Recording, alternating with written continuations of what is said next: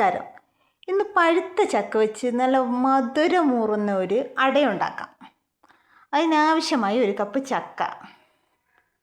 അത് കുക്കറിലേക്കൊന്ന് തട്ടിയിട്ട് ഒരു നുള്ളു ഉപ്പും ഇട്ട് ആവശ്യത്തിന് കുറച്ച് വെള്ളം ഒന്ന് തളിച്ചു കൊടുത്ത് ഒന്ന് അടച്ച് നമുക്കൊന്ന് വേവിച്ചെടുക്കാം. ഇതിനാവശ്യമായി എടുത്തേക്കുന്ന ഒരു കപ്പ് തേങ്ങ. അത് വെടല തേങ്ങയാണ്. അതൊന്ന് കുഴമ്പ് രൂപത്തിൽ അരച്ച് കുറച്ച് തേങ്ങാ വെള്ളം കൂടെ ചേർത്തെടുക്കാം.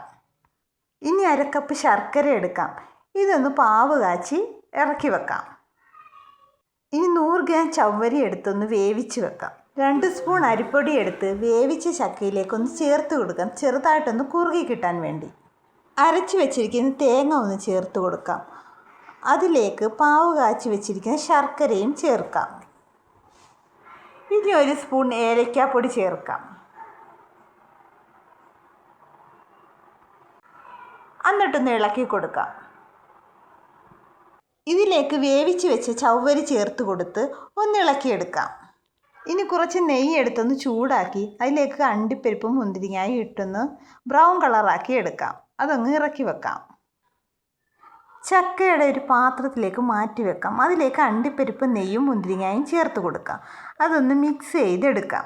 അങ്ങനെ സ്വാദിഷ്ടമായ ചക്ക അട റെഡി ആയിട്ടുണ്ട്. എൻ്റെ ഇളയ മോനാണ് ഇത് കഴിച്ച് നോക്കുന്നത്. അയാൾ നേരത്തെ തൊട്ടങ്ങ് അടുത്ത് വന്നിരുന്ന് കൊതി വിട്ടുകൊണ്ടിരുന്നതാണ്. നല്ല സൂപ്പറായിട്ടൊന്ന് പറഞ്ഞിട്ടുണ്ട്. നിങ്ങളും ട്രൈ ചെയ്ത് നോക്കുക, അടിപൊളിയാണ്.